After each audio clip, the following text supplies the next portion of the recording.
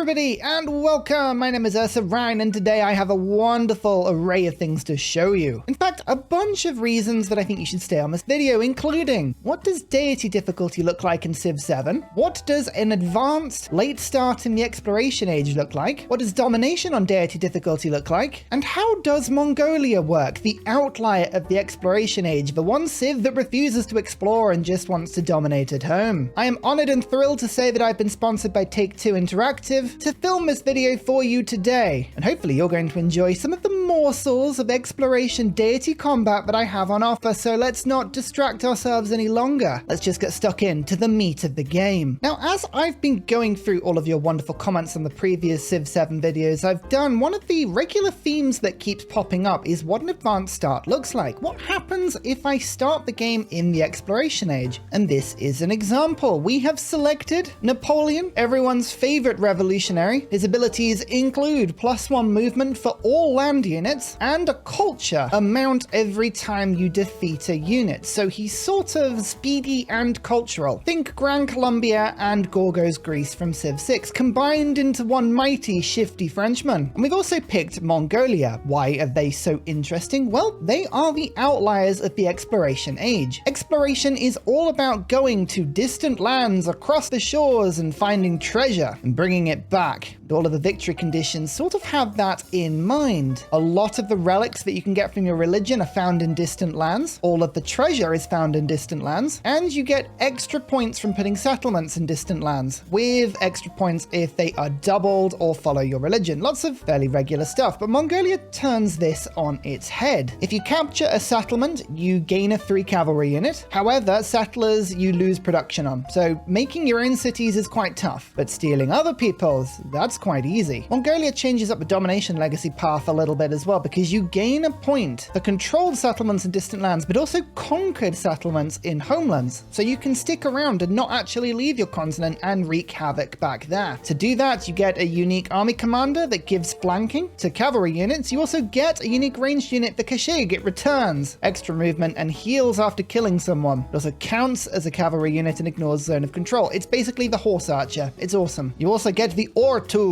Gold over the top of a previous tile, and it restores movement to any Mongol unit moving over it. It's a lot of fun. You chain movement, it's like an early railway. And just so you know, I have a couple of mementos in as well. +1 settlement limit per age, but I have an extra amount to pay if I convert to cities, and 2 combat strength for units adjacent to 2 or more enemy units. When you load an advanced start, this is what you see. The game will put down a capital for you, and it starts rather powerful. It has 19 population, and there is an array of buildings. You can see we have granaries, markets, blacksmiths, brickyards, saw pits, amphitheaters, altars, academies. It's done a pretty good job. There's a bunch of tile improvements there. All resources in the range have already been claimed to an extent. You can see we have things like silk and gold and 2 sources of iron. But then you have the option to create your advanced start. You are given 7 wildcard points and a whole range of things that you can spend. I'm going to be showing off Mongolia on deity to show you what domination looks like on this difficulty, and I'm going to pick an array of abilities that help you with that. And there's lots of stuff you can get. 3 techs, 3 civics, a bonus amount of gold or population in the capital, some 3 armies or walls, some extra wildcard attribute points, because you actually start with quite a few. You start with 1 of each of the types that your leader is. So Napoleon is a cultural military leader, and 3 wildcards. You can pick more of those if you want, but you can also get 3 cities and towns. If I've got 7 points, there's a couple of things I really want. I want a second city, so I can produce a bunch of extra units. And speaking of, there is a cavalry army, which gives me 4 cavalry units. That's very powerful. I'll take that. And I'm going to dump all of my other points into 3 towns. You can do whatever you want. That's kind of the nice thing about this start. And then we look at the map. What am I focused on? Well, I would quite like sources of horse. These give all of your cavalry units extra strength, so the more horses I've got, the better. But you can see the snuffly trufflies. Well, these are quite handy as well. Why is that? Well, quite simply, a source of truffles in any city can speed up the production of units. So the more of those you have, the better. Other nice things are iron iron, which help my infantry units, and if there is any, niter for gunpowder units. It's horses and truffles, they're the main ones. I'm going to focus on putting my city down first, somewhere that I think will work really well, and the tiles around here are pretty good. So let's plonk my city down. We're going to pick this tile next to the truffles and the camels, two very, very good resources, and if you see, if I click the city, this appears. This is quite cool. An option that lets me just then go, bam, here is an entire city. How cool is that? Advanced starts in Civ 7 are amazing. Now we have 3 towns. We're going to just look around and make sure we claim all of the useful bits that I see. Picking up another source of iron will add to the ones I've already got, just to make sure my melee troops are quite powerful. So let's put a town there, and that's actually unlocked a natural wonder for me. Interesting. Oh, it has a lot of food and culture. Oh, that is nice. That's really nice. I can't unfortunately put anything near it, but we'll keep an eye on that for later, because I imagine that'll be a fantastic place. We definitely want to pick up this source of horse, so I'm going to put another town there. And with one more to claim, why not make sure that we pick up all of this land over above my capital? There's ivory, niter,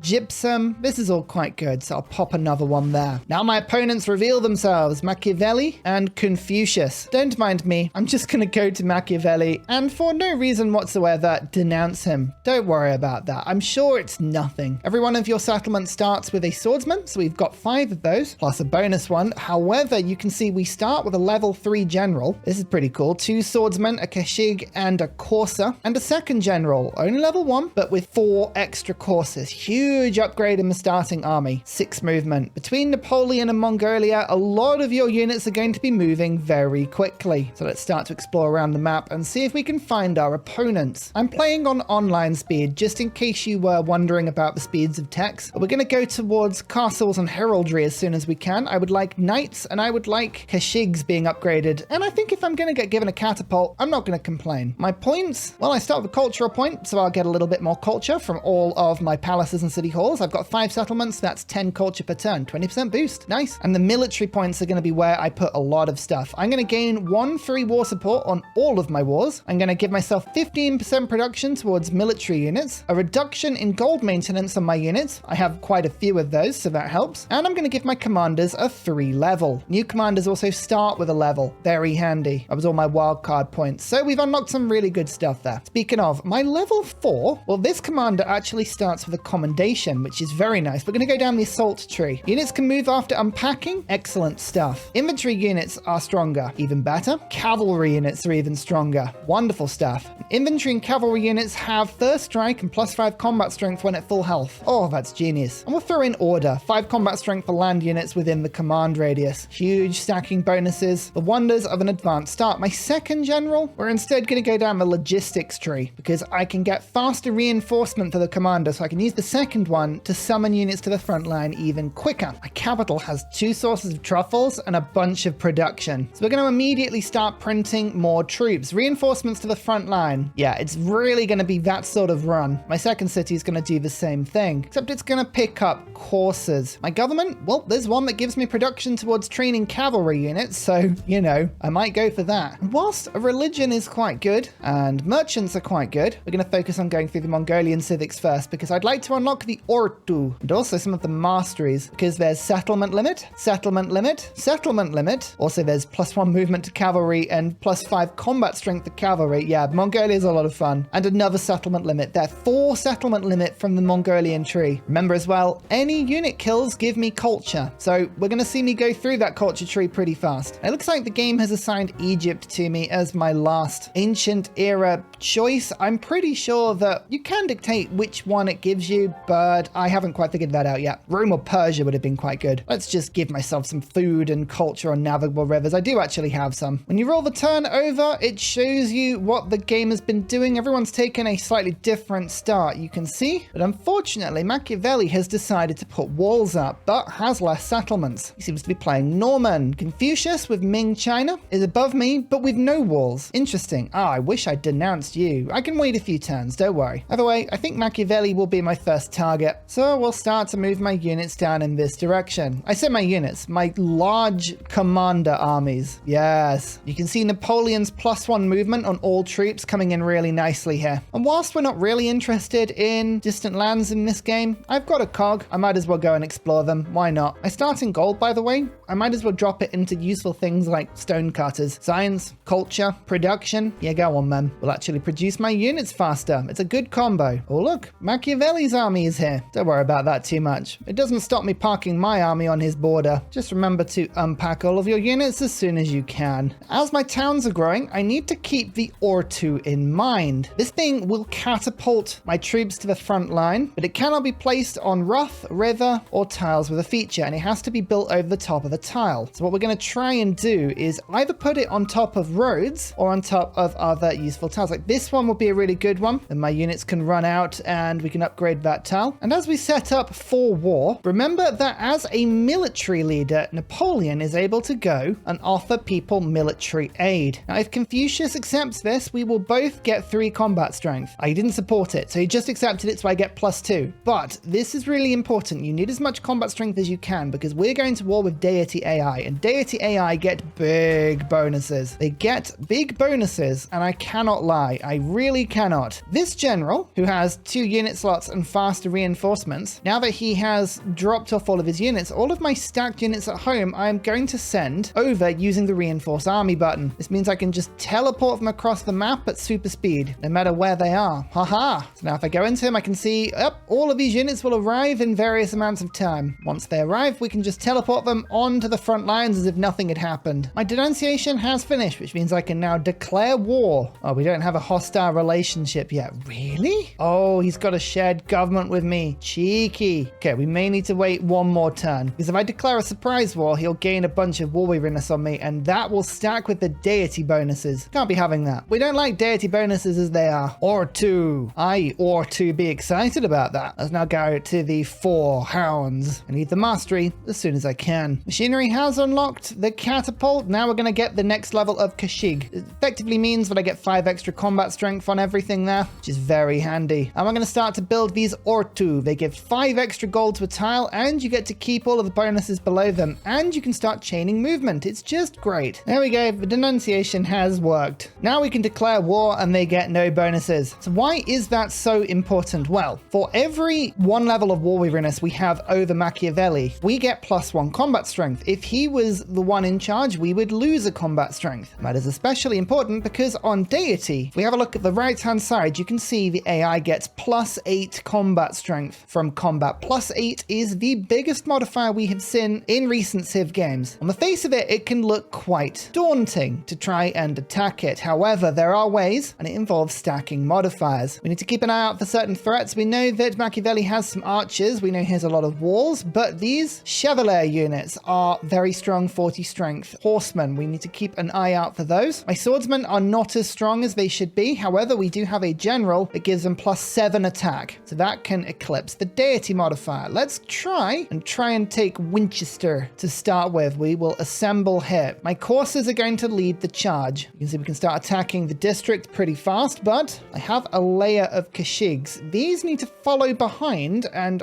fire at the units as we go. Actually, if we can get a kill on this commander, we knock it out of action for a considerable amount of time, which would be very, very nice. In fact, with 2 Kashig attacks and then pushing the courser forward, we can get our first kill. It won't give us any culture, but it retreats it back and stops Machiavelli from using it. It also deploys a couple of the armed units that he had in that tile and lets them take a bit of damage. Now we bring our commander forward to give some combat strength in this area, and we bring our second one forward to start getting effectively double XP. We blockade the city in with an embarked unit, or actually we can just leave it there. Yes, I'm going to bring other units around. The swarming tactics of Mongolia, and look at this. 2 combat strength from Armamento because we have more than 2 opponents around me. We have 2 horses, first strike, order, shock tactics, and military aid, giving me +19 combat strength, and the AI only has +7. So a pretty conclusive victory for me. Victories like this will be very nice indeed. We can do some damage to the walls whilst we're at it as well. Counterattack will come, but you know, they're going to just keep attacking my units, and we'll start to have a bit of fun. Focus on stacking damage where you can. As long as your Kashegs haven't taken damage, they get +5 combat strength from first strike, which is very, very handy. Now we push the swordsman forward and we start to siege this town. Attack, attack, attack. Slowly, methodically, everyone moves forward. And as you can see, reinforcements are now starting to arrive. So as they do arrive, start deploying them onto the tiles around. This way we can cycle new troops in and out of the combat. Weariness is currently 1 in my favor, so I'm going to spend some diplomatic favor and boost it to +2. Now I have a 2 combat bonus rather than a 1 when fighting. It's a small change, but it makes the world of difference. Focus fire. The city. All of my Kashegs now fire over the top and do tons of damage. Now the rest of the units really pile in. Don't let these ones out. We must take it as quick as we can. Speed is our friend. Yes, it certainly is. And here's our first kill. A lot of my units are beginning to take a lot of damage though. The combat bonuses we see do add up pretty quick. So let's move the command around to a new point in the battle and we can counterattack somewhere different. Stack the modifiers, do the big combat and push the units back. I've met Benjamin Franklin. I don't know if he's going to approve of what I'm doing, but I'm on a different continent, so maybe he'll really like me. As you can see, we've captured a settlement on our home continent. We've got a point. The snowball has begun. We're also going to start producing catapults. These are going to be needed for the walls. Don't forget, I can teleport them forward, especially because now I have a field medic commander who can heal units faster. Oh, that's very, very handy. Now the technique is this. Injured units, I will gather back on my commander. Then he will proceed to drop off new, fresh, squeaky units in the tiles that he was in before. Just keep swapping them out and in, and hey presto, we always have new full-powered troops on the front line. Catapults, over you go. Teleport effectively. They will arrive in 3 and 5 turns. Hey, I don't have to manually do them. It's very, very handy. There will never be a shortage of units as long as you keep building them. Keep pegging them back. We have the strength. We just need to show it. By stacking these modifiers up and only attacking if we think we have an advantage. But always keep the commander coming forward as well. It just helps. Keep pushing forward.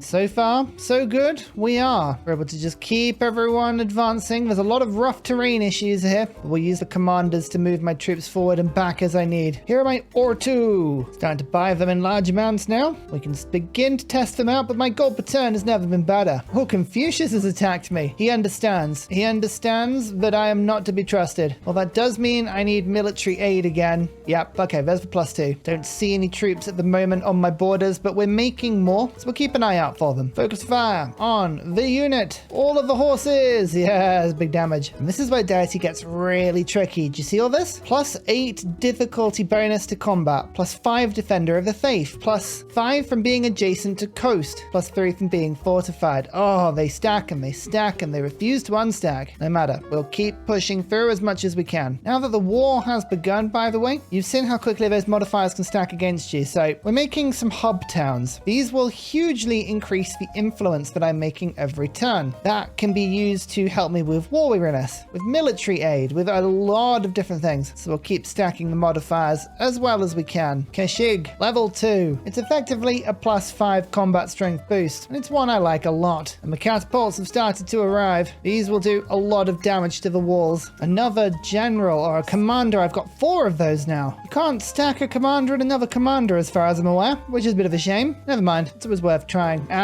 Improved Kashegs. Let's get as many of these as we can. And now, heraldry, knights, man-at-arms. Oh, I need astronomy first. Fine, I guess we can get that. Our first breakthrough? Yep, district captured. That's one of the 3 we need? No, one of the 4. There's always more. There's always more than you think. Never mind. We do have a catapult now. A catapult that can't fire over the top of vegetated terrain. Wow, this is a very, very well-defended city. Okay, we'll have to push the catapults right up to the front line, but that's okay. Sometimes if you just stack the units up, there's nothing they can do. Not in the long run. So as you can see, I moved on to the Ortoo. It's given me more movement, and then I move further. Move, recover movement, move further. Amazing. Our troops can move a very long way in a turn. And our first success, we've done so much damage to Machiavelli that he's willing to give me his settlement for peace, which I will absolutely accept. Thank you very much. Never ever pass down a 3 city, especially if you've got the settlement limit for it. Okay, ruin is basically now in ruins, and we don't have to wait long until we can declare war again, so there's no real point moving my army away. This religion is very annoying. Defender of the faith means that I'm gonna struggle. So yes, we're going to just leave our units here for a little bit. Our catapults are all looking lovely. We have generals that can move in. We've got troops that can reinforce different areas of the line. No harm in waiting here, I don't think. I'd like to attack this settler. So again, we're going to just move up, restore movement a bit, and then move forward,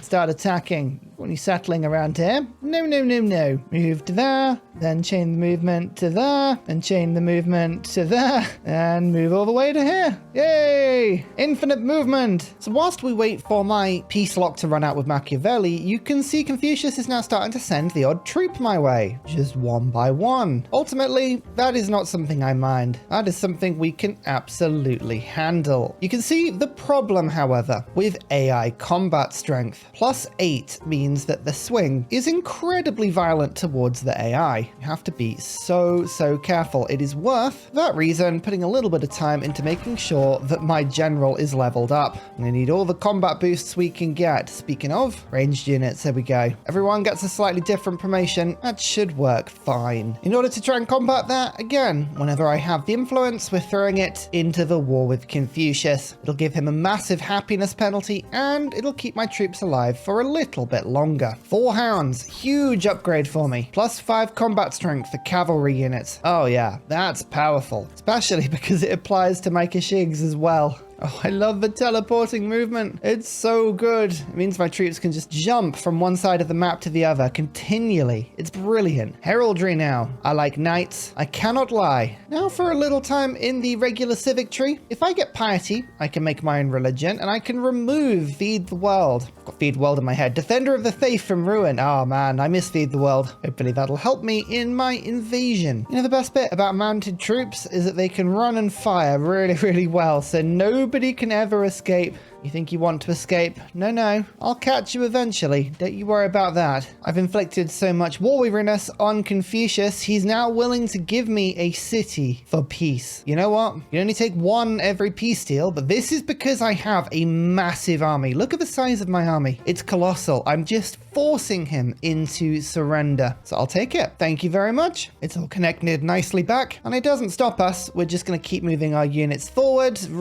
gather around this city, and then attack the capital in 7 turns time. Oh yes, of course, I can make my own religion because I stole all the buildings that I need for it, even though I haven't got piety. It doesn't really matter what I put on my religion. Let's give myself relics for converting things with wonders. And honestly, it doesn't really matter. And anything that gives me happiness is pretty good as well. I need as much happiness as possible. One thing I love about Civ 7 is that if you take a city with a unique improvement or district that belonged to the AI, you get to keep it. So I actually have some great wall here. Amazing. So move to there, then move to here, then move to there, then move all the way up. Oh, I love Mongolia. Oh, they're so much fun. It's like click, click. What are we thinking about round 2? Oh, he loves it. He's really keen on that idea. 1, 2, 3, 4 districts that need to be taken out. I think we can do that. I think we should be fine, especially with a catapult. Bam. In you go. Attack the city center whilst we still can. Here's a fun quest. If I can take a city within 10 turns, I get 1 war support on all future wars. Yes, I think I'm going to give that a good go. Benjamin has decided to declare war on me, which is a little bit of a shame because I actually had an agreement going with him. He was giving me 2 war strength or war support on all wars, which now I've lost. So I've got to find that somewhere else. I could try and put it through with Confucius. We'll give it a go. Military aid, see if he accepts. He supports it. Okay, that actually might make him my friend, which isn't good. So let's denounce him just to counteract that so I can declare war on him later. 1 district taken. 3 more to go. Encumbered catapults, which are making short work of these walls. And there's the 2nd district taken. Now we start work on the 3rd.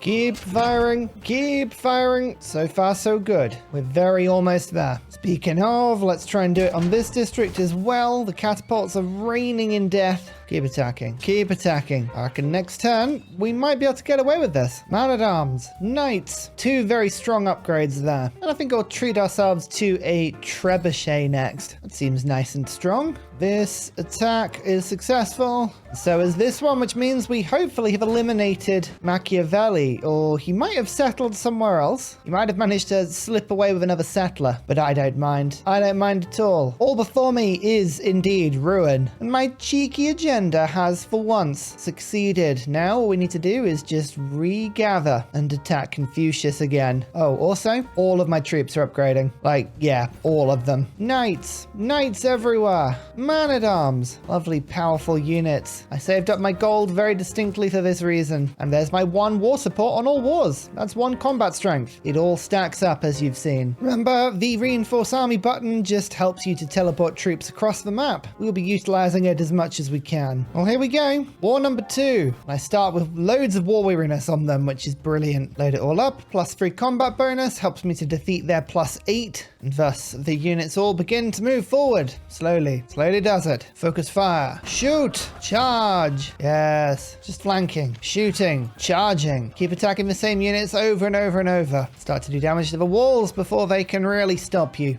Focus fire. Bam. I think that's the first district taken. We've got 3 more. And we're in on this city. Come on, generals, to the front line. Use the Ortoo. Yes, huge movement every turn. It's possible. You just have to believe. Focus fire on the city center. Remember, if you're using siege, you damage the unit in the city as well as the actual walls. It's the double hit. So I can really, really push and destroy their defenses before I even get in, which is quite nice. You know, it helps. Everything helps. That particularly helps. Oh, it doesn't stop. Confucius doing some very big damage back to me. 70 damage in a hit. You have to remember the combat bonuses are very much weighted in his favor. Machiavelli now wants peace, and luckily he has 2 settlements, so I can steal another one. Yes, it works into your plan splendidly, does it? I didn't even know where your other one is. Oh, it's over here. Oh, amazing. Haha. It's over by distant lands. Sometimes you just have to say, fine. This should be the city center taken now. Oh, not quite. Not quite. Oh, the settler needs to be killed first. What a troll.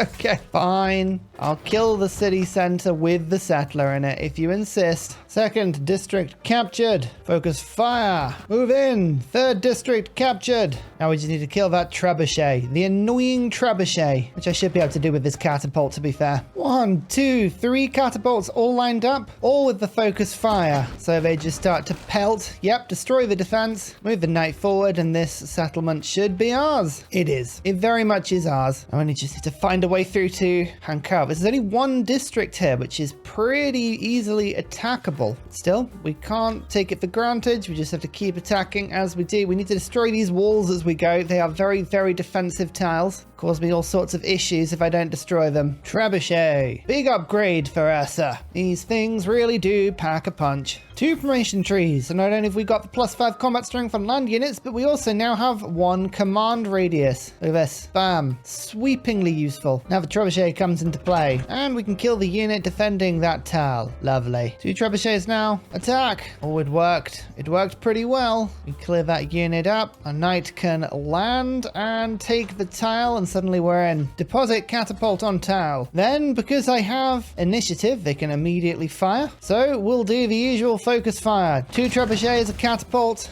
and a horse hall just unleashing on that tower. That's worked quite well, and this settlement's now mine. And I'm guessing now that Confucius has got a little island city, you're probably going to want peace, aren't you? Yeah, you will want peace. Although saying that, I kind of want this city. This one is a lot better than this one. Although that one will give me 2 points.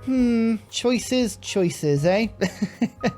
Who knows what we're going to do? So conquering a city spreads my religion to it, which is quite nice. Let's just calculate these points quickly. 1, 2, 3, 4, 5, 6. Yes, I have 7 points, and I think that's because I've spread my religion to one of them. Yep, we'll just spread my religion now. We should get all the points we need to make sure we have the full assortment of military score. It's good. It's wonderful. I also managed to pick up a relic, which is quite good. One thing I will give the AI, this is the most annoyingly placed settlement I've ever seen. Because of all the mountains and the rough terrain, getting units in is nigh on impossible. Yeah, fair play. Fair play. You've actually been annoying enough to get my respect here. Okay, we're in now. We're in. Trebuchets away. Just in case we wanted to continue this game on much further, I'm now building a huge fleet. This will help me get to distant lands, and then, you know, we can engage in all of the usual shenanigans, like finding treasure and stealing it all for myself. Focus fire. Everyone shoot there. Actually quite surprised they managed to survive that one. No matter. That is the continent unified under Mongolian rule. 43 turns after we started. So where does this actually leave us? Well, Machiavelli and Confucius are incredibly weak. They're now on 1 settlement each, and basically it's a little island settlement. Confucius is over there, and Machiavelli is over here somewhere. However, we've created a bit of a gigaboss in Ben Franklin, who has 8 settlements, and because his deity has 3 times my science and almost double my culture. So that's not necessarily very good. He's doing really well for relics. He hasn't really done any science or treasure fleet yet, but but we've still got plenty of time. We're only 52% of the way through the age. And all we'd need to do is conquer one more settlement on a different continent. So for instance, this one, this little Confucius city, if we were to conquer that and convert it to my religion, I would get the 4 extra points I would need to finish off the victory. Then it's just a case of unlocking more science and economic and culture and just playing the game as usual. But now that we have all of these cities, we certainly have a powerful hub. I've got myself 4 cities now. 1 conquered city from Confucius, 1 conquered city from Machiavelli and the 2 I started with, and 9 settlements. So it's a good ratio of food and production. We're now building the Giga Fleet, and we could go and ruin Ben Franklin's day. But as you can see, deity combat is by far the most difficult deity combat that I remember from Civ 5 or Civ 6. The bonuses are wild. Commanders add another level of complexity, and there are so many bonuses and boosts that can be used. You can find yourself outstacked if you are not using them all. Like, look at this. I have built up plus 25. Plus 25 on this unit, and I'm only 9 above the AI. They have heraldry, gunpowder, deity bonuses. I haven't even got a commander on that tile. That's the most ridiculous part of this all. So deity is going to give you a huge challenge. I've been having to practice quite a lot to play this video. I think Mongolia is a huge amount of fun, and I think these Ortoo networks are just as amazing as you could imagine they would have been. But we need to get our move on because, well, Ben Franklin is, I mean, he's almost in space and he's an age before. That's the most ridiculous part of all of this. As usual, thank you so much for liking the video and subscribing to the channel and enjoying all of my delicious Civ 7 content. I hope you've been absorbing it with great amusement. Thanks again to Take-Two Interactive for sponsoring the video. I've been Ursa. I shall see you next time. Goodbye.